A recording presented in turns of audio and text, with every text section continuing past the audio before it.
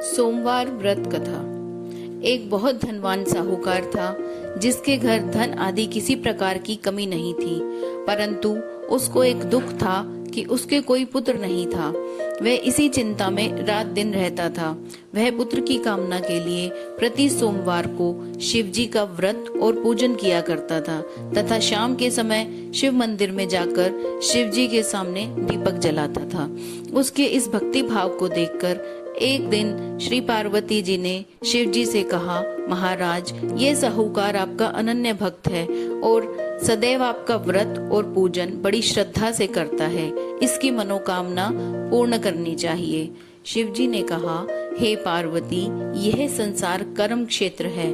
जैसे किसान खेत में जैसा बीज बोता है वैसा ही फल काटता है, उसी तरह इस संसार में जो जैसा कर्म करता है वैसा ही फल भोगता है। पार्वती जी ने अत्यंत आग्रह के साथ कहा, महाराज, जब यह आपका अनन्य भक्त है और इसको अगर किसी प्रकार का कोई दुख है तो उसको अवश्य ही आपको दूर करना चाहिए, क्योंकि आप सदैव अपने भक्तों पर दयालु रहते हैं और उनके दुखों को दूर करते हैं। यदि आप ऐसा नहीं करेंगे तो मनुष्य आपकी सेवा तथा व्रत क्यों करेंगे? पार्वती जी का आग्रह देख शिव जी ने कहा, हे पार्वती, इसके कोई पुत्र नहीं है, इसी चिंता में यह दुखी है। इसके भाग्य में पुत्र ना होने पर भी मैं इसको पुत्र की प्राप्ति का वर दे देता हूँ, परंतु वह 12 वर्ष की आयु में ही मृत्यु को प्राप्त हो जाएगा। इससे अधिक मैं और कुछ नहीं कर सकता। ये सब बातें साहूकार सुन रहा था। इससे उसको ना कुछ प्रसन्नता हुई और ना ही कुछ दुख हुआ। वह पहले जैसे ही शिवजी महाराज की पूजा करता था वैसे ही करता रहा। कुछ काल व्यतीत हो जाने पर साहूकार की स्त्री गर्भवती हुई और 10वें महीने में उसके गर्भ से अति सुंदर पुत्र की प्राप्ति हुई। साहूकार के घर से बहुत खुशी मनाई गई, परंतु साहूकार ने उसकी केवल 12 वर्ष की आयु जान कोई अधिक प्रसन्नता प्रकट नहीं की और ना ही किसी को भेद ही बताया। जब वह बालक 11 वर्ष का हो गया तो उस बालक की माता ने उसके पिता से विवाह आदि करने के लिए कहा, तो वह साहूकार कहने लगा, अभी मैं इसका विवाह नहीं करूंगा, अपने पुत्र को काशी जी पढ़ने के लिए भेजूंगा। फिर साहूकार ने अपने साले को बुलाकर उसको बहुत सा धन देकर कहा कि तुम इस बालक को काशी जी पढ़ने के लिए ले जाओ और रास्ते में जिस स्थान पर भी जाओ यज्ञ करते और ब्राह्मणों को भोजन कराते जाओ। वे दोनों मामा भांजे यज्ञ करते और ब्राह्मणों को भोजन कराते जा रहे थे। उनके रास्ते में एक शहर पड़ा। उस शहर में राजा की कन्या का विवाह था और दूसरे राजा का लड़का जो विवाह कराने के लिए बारात लेकर आया था वह एक आंख का काना था। उसके पिता को इस बात की बड़ी चिंता थी कि कहीं वर को देखकर कन्या के माता पिता विवाह में किसी प्रकार की अड़चन पैदा ना करें। इस कारण जब उसने अति सुंदर सेठ के लड़के को देखा तो मन में विचार किया कि क्यों न दरवाजे के समय इस लड़के से वर का काम चलाया जाए। ऐसा विचार कर वर के पिता ने उस लड़के के मामा से बात की तो वो राजी हो गए। फिर उस लड़के को वर के कपड़े पहनाकर घोड़ी पर चढ़ा दरवाजे पर ले गए। सब कार्य प्रसन्नता से पूर्ण हो गए। फिर वर के पिता ने सोचा कि यदि विवाह कार्य भी इसी लड़के से करा लिया जाए तो क्या बुराई है। ऐसा विचार करके लड़के और उसके मामा से कहा कि यदि आप फेरों का और कन्यादान का काम भी करा दो तो आपकी बड़ी कृपा होगी और मैं इसके बदले में आपको बहुत सा धन दूंगा। तो उन्होंने स्वीकार कर लिया और विवाह कार्य भी बहुत अच्छी तरह से संपन्न हो गया। परंतु जिस समय लड़का जाने लगा तो उसने राजकुमारी की चुंदड़ी के पल्ले पर लिख दिया कि तेरा विवाह मेरे साथ हुआ है, परंतु जिस राजकुमार के साथ तुमको भेजा जाएगा वह एक आंख से काना है और मैं काशी जी पढ़ने जा रहा हूँ।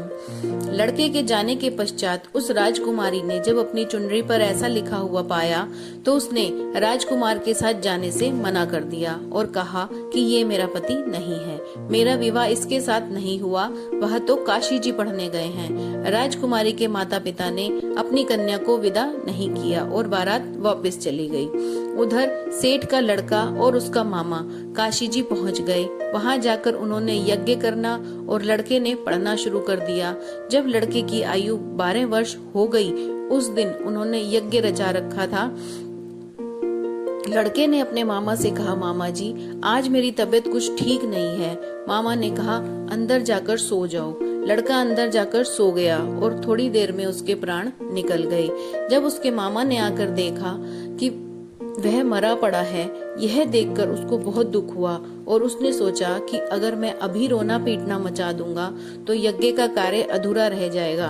अतः उसने जल्दी से यज्ञ का कार्य समाप्त कर ब्राह्मणों के जाने के बाद रोना पीटना आरंभ कर दिया। संयोगवश उसी समय शिव पार्वती जी उधर से जा रहे थे। जब उन्होंने जोर जोर से रोने की आवाज सुनी तो पार्वती जी कहने लगी, महाराज कोई दुखिया रो रहा है, इसके कष्ट दूर कीजिए। जब शिव पार्वती जी के पास जाकर देखा तो वहाँ एक लड़का मुर्दा पड़ा था। पार्वती जी कहने लगी, महाराज ये तो उसी सेठ का लड़का है जिसे आपने वरदान दिया था। शिव जी कहने लगे, हे पार्वती इसकी आयु इतनी ही थी, सो भोग चुका। तब पार्वती जी ने कहा, महाराज इस बालक को और आयु दो, नहीं तो इसके माता पिता तड़प तड़प कर मर जाएंगे। पार्वती जी के बार बार आग्रह करने पर शिव जी ने उसको जीवन वरदान दिया और शिव जी महाराज की कृपा से लड़का जीवित हो गया। शिव पार्वती जी कैलाश पर्वत चले गए। तब वह लड़का और मामा उसी प्रकार यज्ञ करते ब्राह्मणों को भोजन करा अपने घर की ओर चल पड़े। रास्ते में उसी शहर में आए जहाँ उसका विवाह हुआ था। वहां आकर उन्होंने यज्ञ प्रारंभ किया तो उस लड़के के ससुर ने उसको पहचान लिया और अपने महल ले जाकर उसकी बड़ी खातिरदारी की। साथ ही बहुत सी दास दासियों सहित आदर पूर्वक लड़की और जमाई को विदा किया।